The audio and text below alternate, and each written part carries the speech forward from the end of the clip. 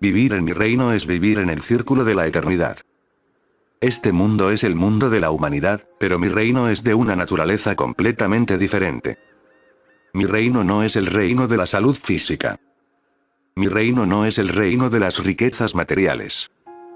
Todos sabemos lo que constituye la salud física, pero ¿cuál es la salud de mi reino? ¿Cuál es la salud del reino espiritual?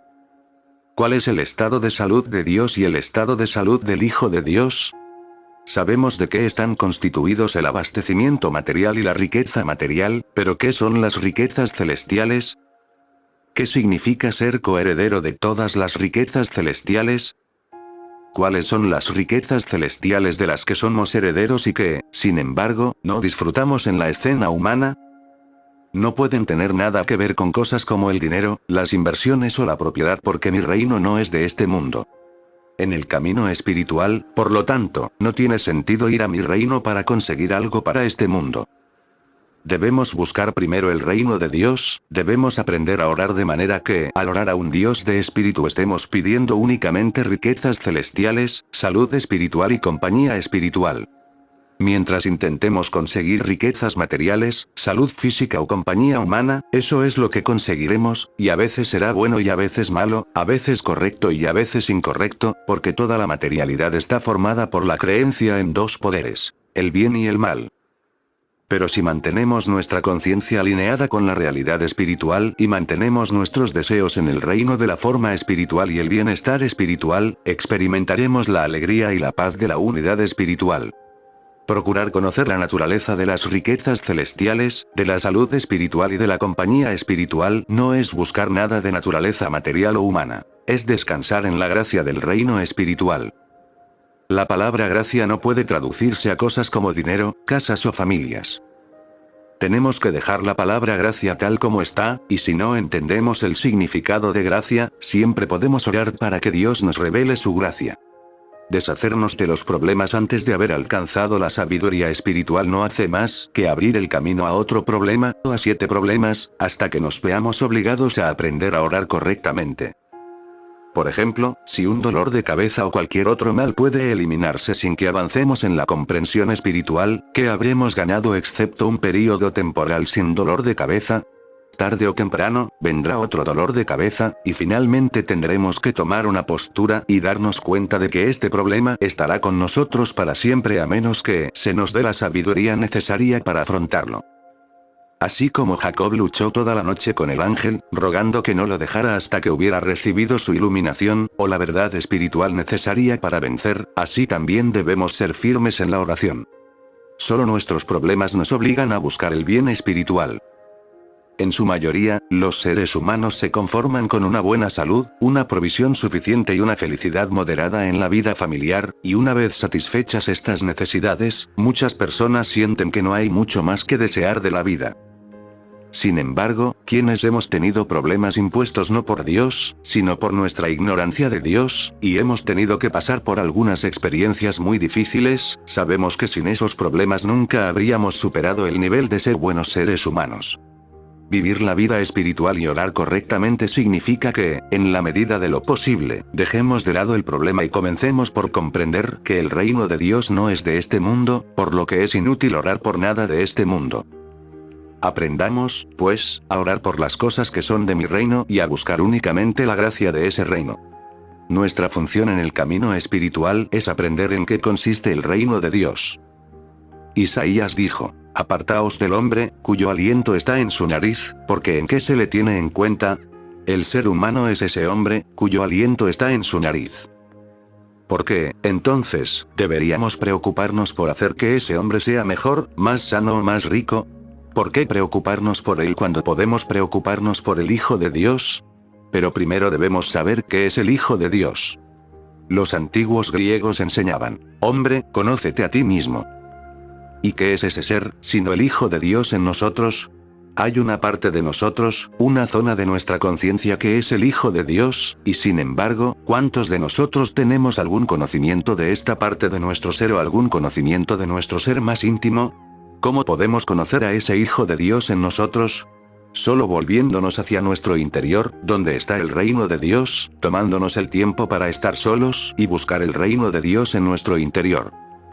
Si tenemos que rogarle a Dios, roguémosle que se revele, que revele al Hijo de Dios en nosotros, que revele la naturaleza de su gracia y del reino espiritual, y la naturaleza de las riquezas celestiales de las que somos herederos.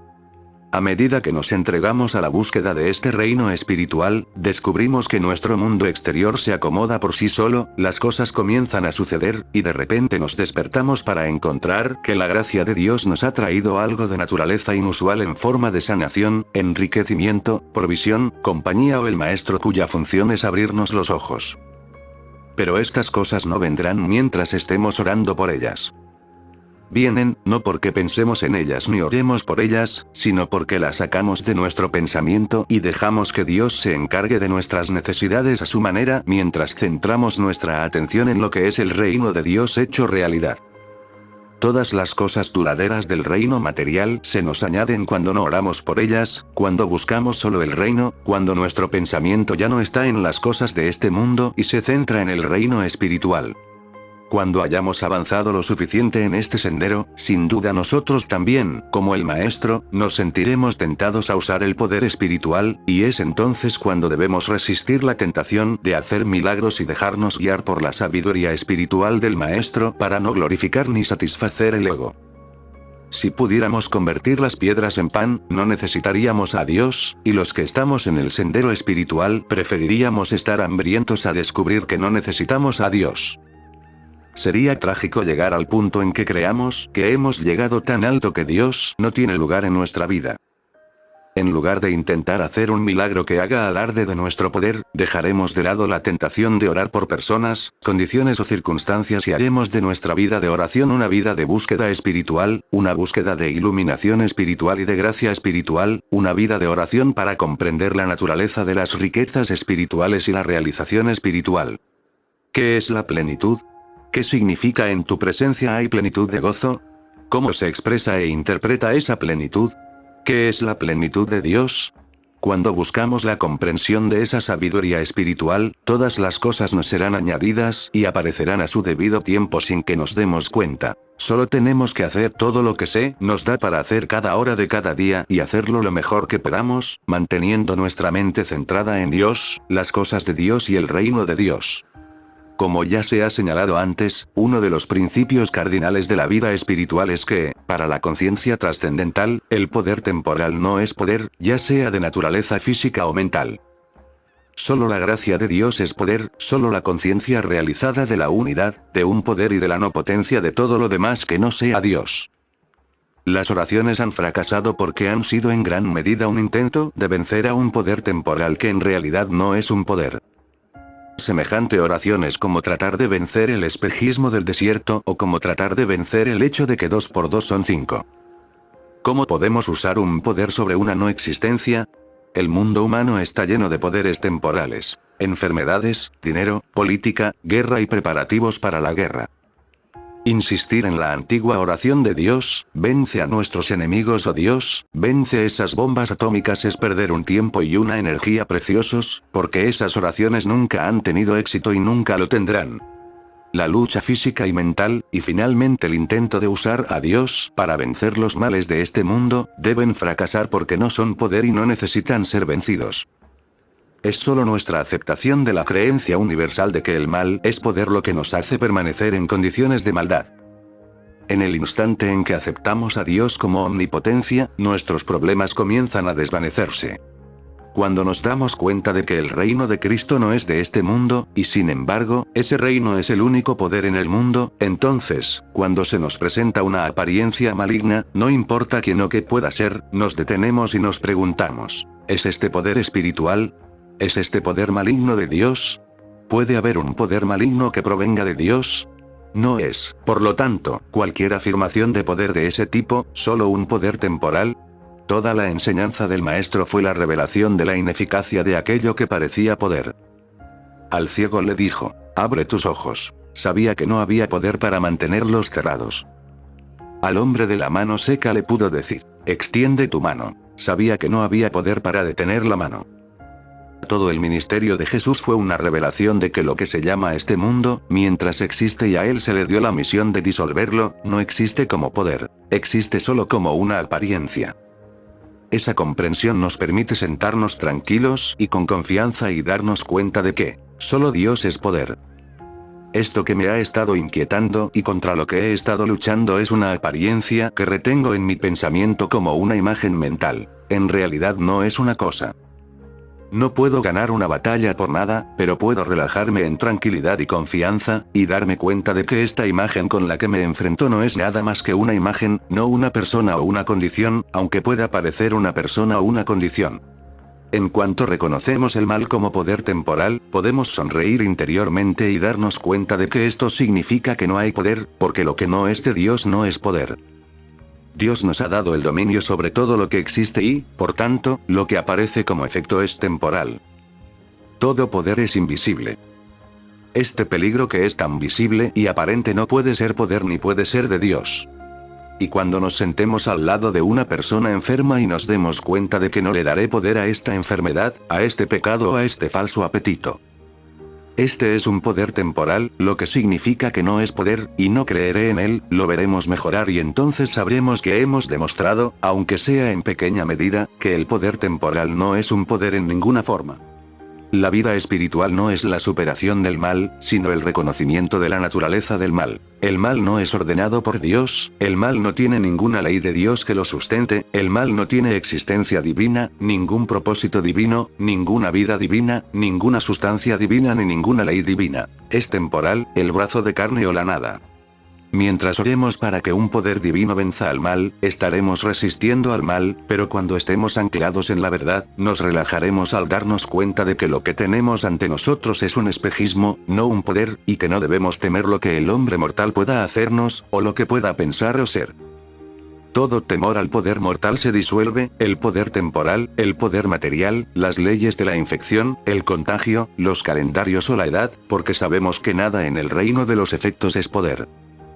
Todo poder es invisible, y lo que se nos aparece como poder es una imagen mental en el pensamiento, una imagen, un concepto erróneo del poder. Conocer esta verdad nos hará libres, pero mientras la conozcamos, nuestros pensamientos y acciones deben ajustarse a la verdad que conocemos. No podemos negar el poder del efecto y al minuto siguiente dejarnos llevar por él, o, para decirlo más claramente, no podemos negar el poder del efecto y luego odiar o temer a alguien porque es parte de ese efecto. Si no somos capaces de hacer esto al 100%, o si en ocasiones fracasamos, no debemos desanimarnos. Es casi imposible que alguien pase de un estado de conciencia material a un estado de conciencia espiritual de la noche a la mañana, o que se vuelva total y completamente espiritual después de solo 1 o 2 años de estudio y meditación.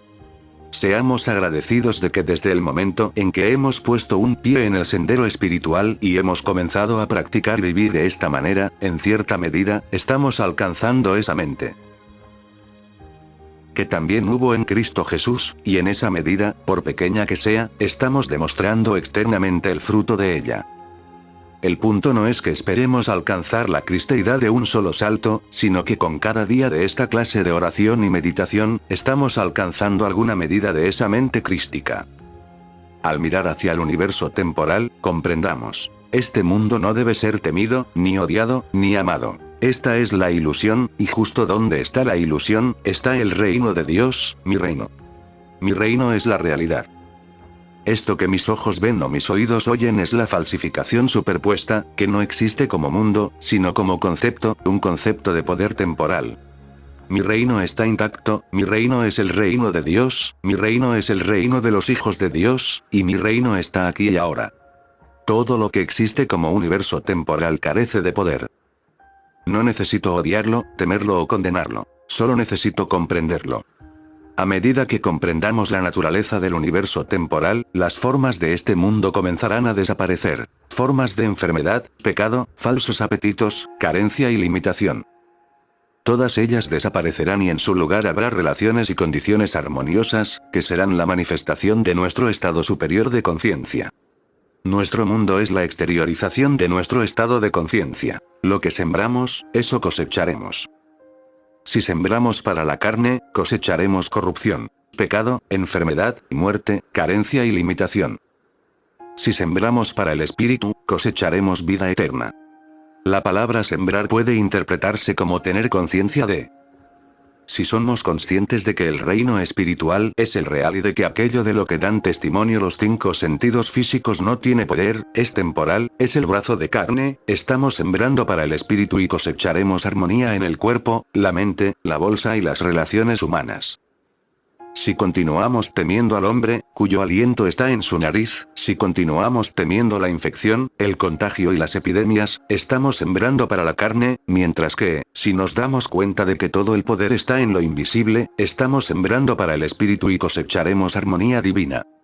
Mi reino, el reino de Cristo, es real y es poder. Todo lo que vemos, oímos, gustamos, tocamos y olemos, el reino temporal, es ilusión y no es poder. El camino espiritual es un campo de entrenamiento donde adquirimos la convicción de que el mundo temporal es meramente una imagen del poder temporal, y el poder temporal no es poder. Solo lo invisible es poder, lo invisible que es el yo que realmente somos. Apliquemos esa idea a nuestra consideración del cuerpo. Como nuestro cuerpo es visible, no hay poder en él, no puede estar bien ni enfermo. El poder está en el yo que somos. Si creemos que este cuerpo tiene poder, le estamos dando poder al universo temporal. Al contemplar un mundo finito y un cuerpo finito, podemos cambiar toda nuestra experiencia al darnos cuenta de que, puesto que tú eres efecto, el poder no está en ti, el poder no está en este cuerpo, el poder está en mí. Yo dirijo mi cuerpo, y mi cuerpo no puede responderme. Yo le hablo y le aseguro que soy su vida, su inteligencia, su sustancia, su ley, ese yo que soy, y entonces el cuerpo tiene que obedecer. Esta práctica nos aparta de la búsqueda del bien material. No pensamos en términos de un mejor cuerpo físico. Estamos ausentes del cuerpo y presentes con el Señor, y toda nuestra atención se dirige hacia la armonía espiritual, no hacia mejores relaciones humanas, ni hacia una mejor salud, ni hacia más dólares, sino hacia la paz y la armonía de mi reino. Mi reino reina aquí, no el bien humano ni el mal humano. Mi reino, el reino de Dios. Si hay aquí algún mal humano, algún pecado, algún odio, envidia, celos o malicia, ¿qué hay de ello? No es persona ni poder. No puede manifestarse y, por lo tanto, tiene que morir por su propia nada. Es temporal e impersonal, está eternamente sin persona en quien, sobre quien o a través de quien manifestarse. Es el brazo de carne o la nada. El amor divino, no el amor humano, es el único poder que opera en el lugar donde estoy. La sabiduría divina, no la inteligencia humana, es el único poder que opera en mi vida. Así, nuestra atención se centra cada vez más en el reino de Dios y en su gracia en lugar de en la forma y el efecto, y entonces, como estamos ausentes del cuerpo de la forma y el efecto, ese cuerpo, la forma y el efecto aparecen armoniosamente. Siguiente capítulo. Vivir por encima de los pares de opuestos. Desde el momento de la creación, capítulo 2 del Génesis, el hombre ha vivido en un mundo de dos poderes, fluctuando entre el bien y el mal, y a menudo experimentando más el mal que el bien. A medida que adquiere el concepto de un solo poder, y percibe que no hay un poder bueno ni un poder malo, ya no se siente fascinado ni por el bien ni por el mal de la experiencia humana, y se identifica menos con las sensaciones que surgen de uno o del otro. El hombre aprende gradualmente a contemplar el mal sin emoción, sin atribuirlo a nadie, podríamos decir casi sin simpatía. Reconoce la naturaleza de la apariencia y, en lugar de aceptarla como real, la acepta como una apariencia o como una experiencia ilusoria. Esto no siempre es fácil de hacer, y es mucho más fácil ver la naturaleza ilusoria de una apariencia de maldad que ver la naturaleza ilusoria de una apariencia de bondad, pero, sea fácil o difícil, se debe alcanzar y mantener la actitud de que si el bien no es de Dios, no será permanente y, por lo tanto, no tiene sentido regocijarse por ello. Es obvio que esta actitud quita mucho placer a los aspectos humanos de la vida, así como quita mucha miseria de ellos, pero reemplaza esas emociones humanas con una convicción interna de que detrás de esta escena visible hay una realidad espiritual, y en cualquier momento puede hacerse visible. Cuando recibimos una llamada de ayuda, nuestra primera y natural reacción humana es el deseo de cambiar la apariencia de maldad por una de bien.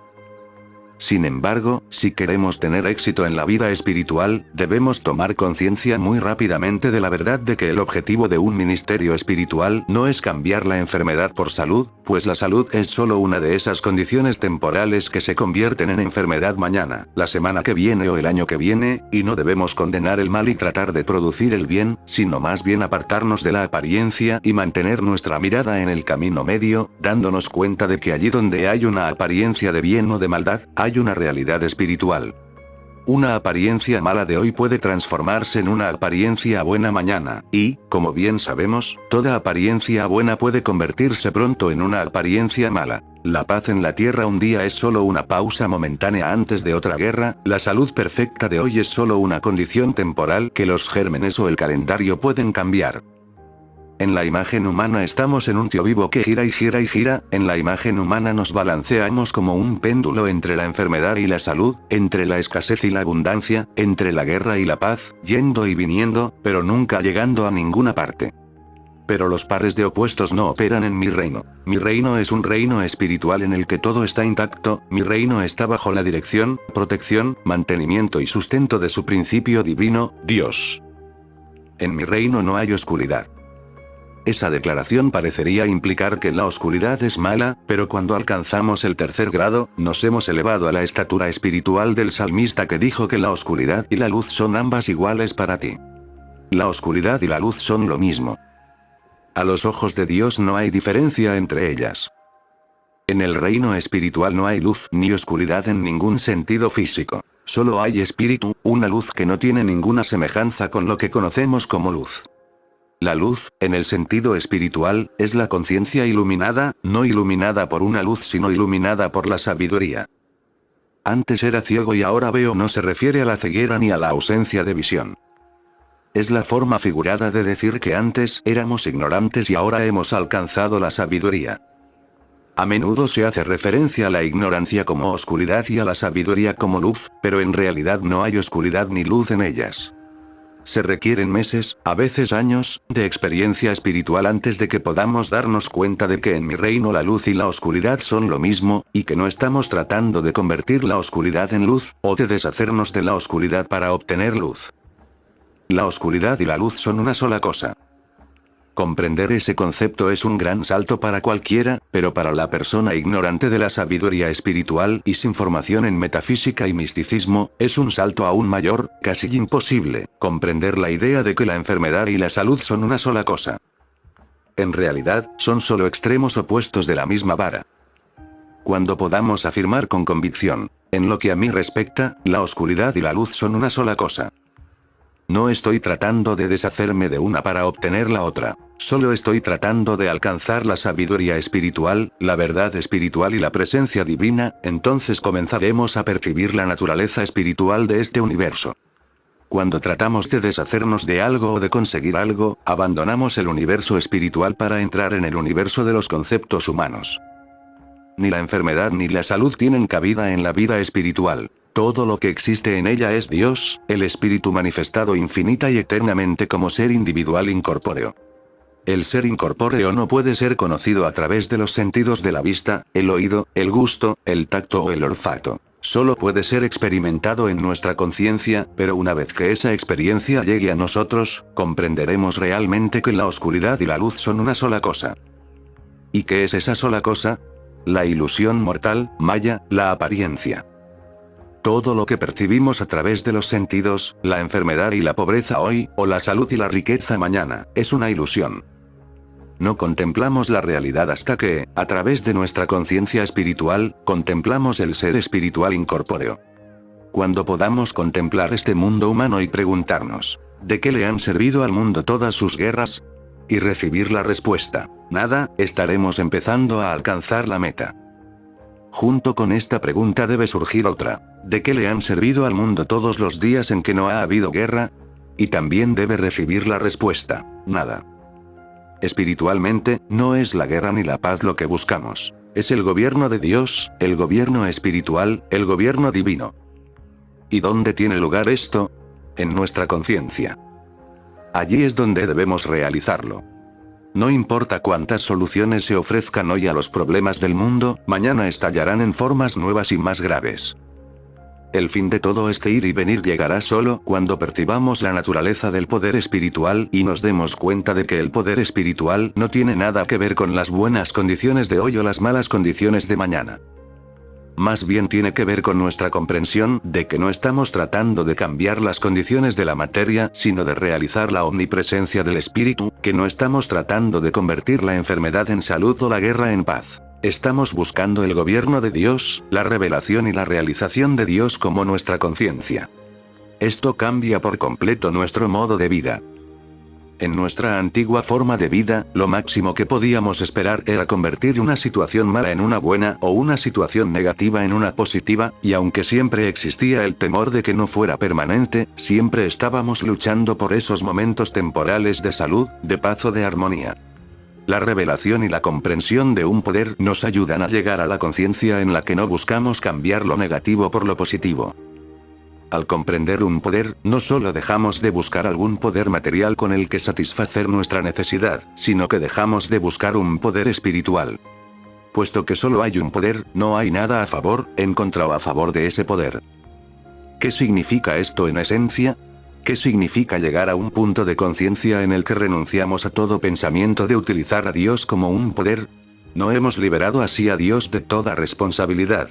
¿Y no es eso exactamente lo que todos debemos aprender a hacer?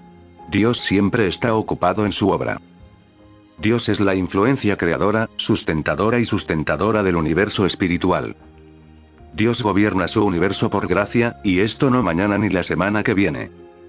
La gracia divina que ha estado en operación desde la eternidad hasta la eternidad, continuará desde la eternidad hasta la eternidad, sin que nosotros sobornemos o tratemos de influenciar a Dios, sin que oremos, supliquemos o hagamos cualquier otra cosa para persuadir a Dios a que haga su propia obra.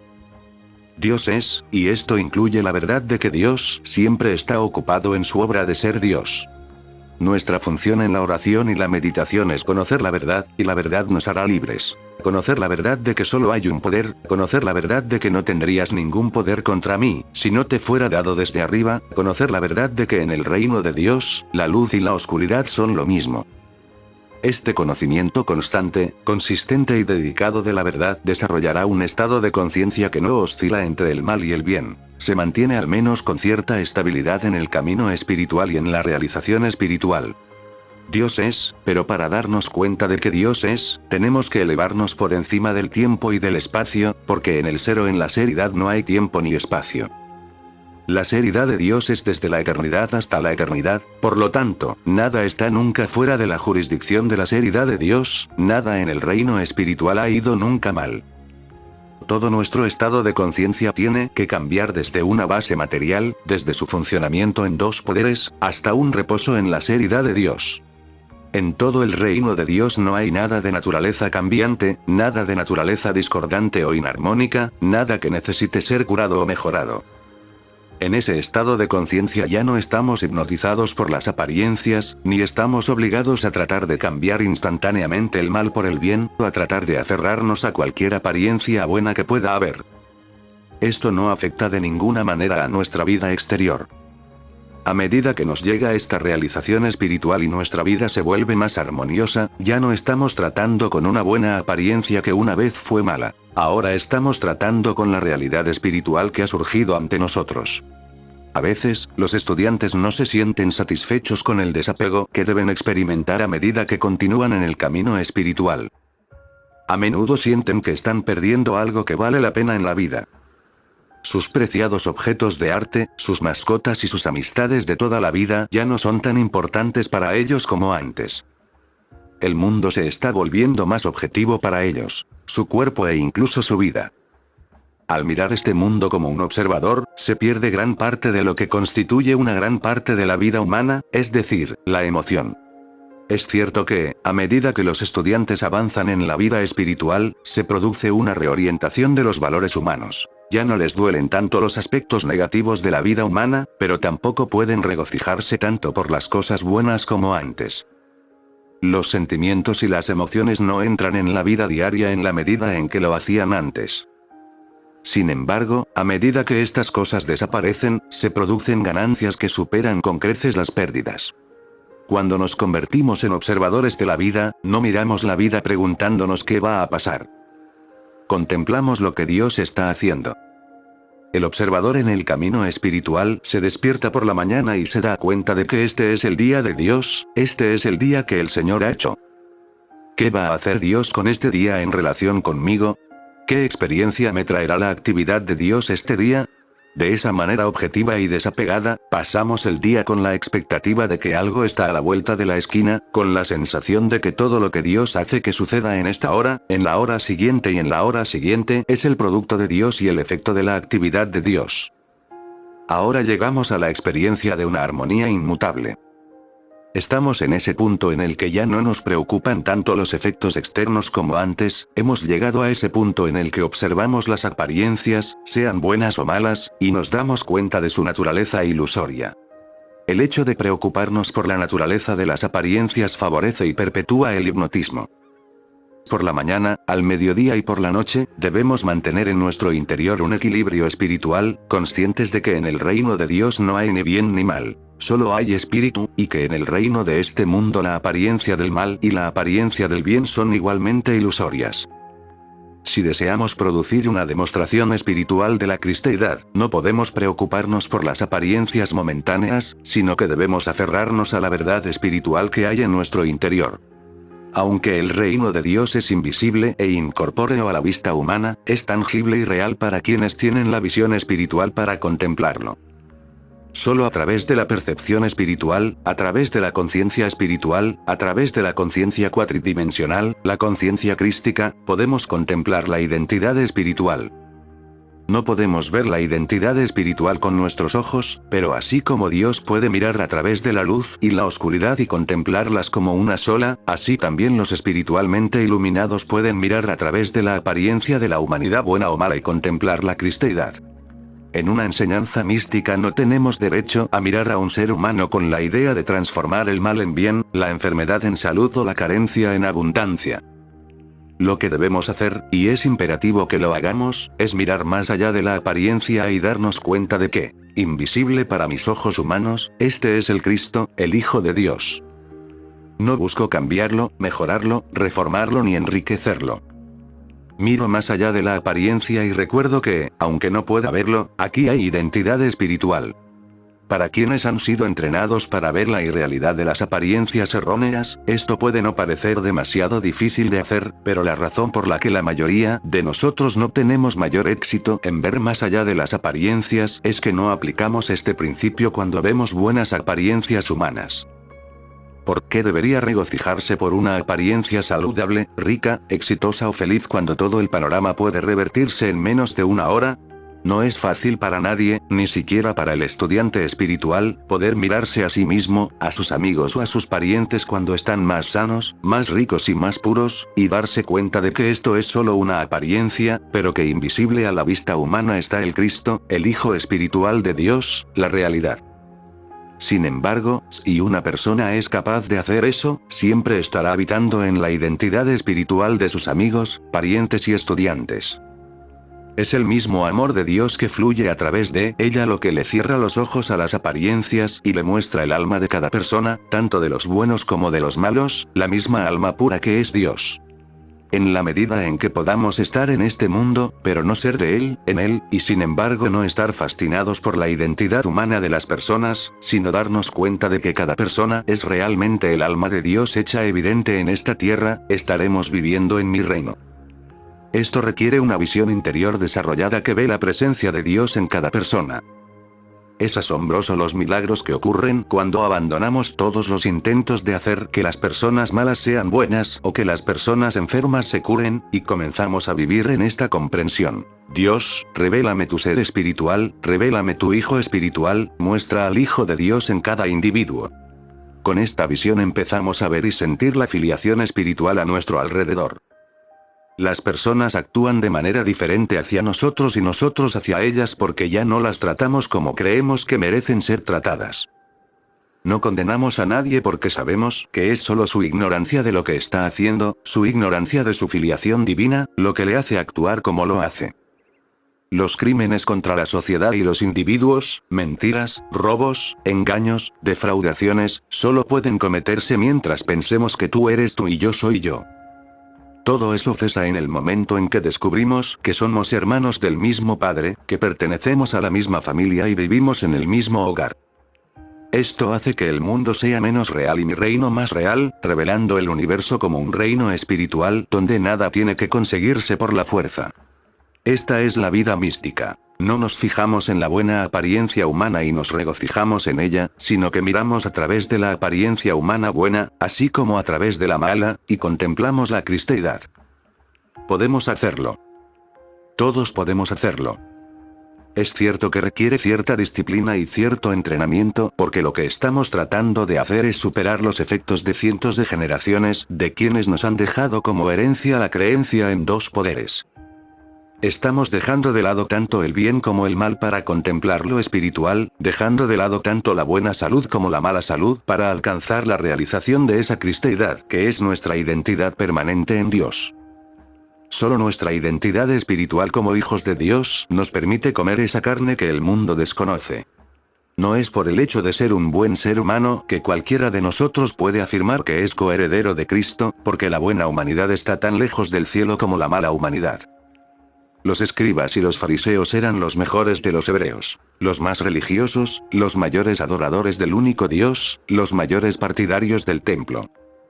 Ser bueno era una obsesión para ellos, y sin embargo el maestro dijo a sus seguidores que su bondad debía trascender la de los escribas y los fariseos. Humanamente eso habría sido casi imposible porque ellos ya habían alcanzado prácticamente la perfección. La verdadera bondad reside en la capacidad de comprender que el reino de Dios es nuestro, no en virtud de nuestra bondad, sino en virtud de nuestra identidad espiritual. Esto significa ser lo suficientemente valiente para dejar de lado todo pensamiento sobre nuestra maldad pasada o presente, y al mismo tiempo dejar de lado también nuestra bondad, dejar de lado ambas cosas y no atribuirnos ningún mérito por el bien ni ninguna condena por el mal, sino reclamar para nosotros solo nuestra identidad espiritual en Dios. En esta relación con Dios descubriremos que somos uno con Él, somos coherederos con Él de todas las riquezas celestiales, pero mientras pensemos que nuestros malos caminos nos impiden alcanzar esas riquezas o que nuestro bien nos acerca a ellas, nos estamos extraviando. El que cree que algún error, algún mal temporal o algún error de omisión o de acción lo separa de Dios está tan equivocado como el que cree que su bondad le está ganando la gracia de Dios. Nadie alcanza la gracia de Dios solo por la bondad. La gracia de Dios se alcanza mediante la realización de la identidad espiritual, y al reconocer nuestra identidad espiritual seremos buenos en todo sentido espiritual. No hay forma de saber en qué medida ese bien se compara con la bondad humana, pero la integridad espiritual solo puede venir a través de nuestra relación con Dios, y no en virtud de ninguna buena cualidad o debido a ningún sacrificio o esfuerzo personal. Nuestra experiencia humana del pasado y del presente con su bien y su mal es el sueño mortal, pero dentro de nuestra alma somos seres Dios en nuestra luz interior, somos hijos de Dios, en lo más profundo de nuestro ser interior, somos uno con Dios, y tenemos carne, que quizá ni siquiera hayamos ganado o merecido, pero la tenemos sin embargo en virtud de la herencia divina.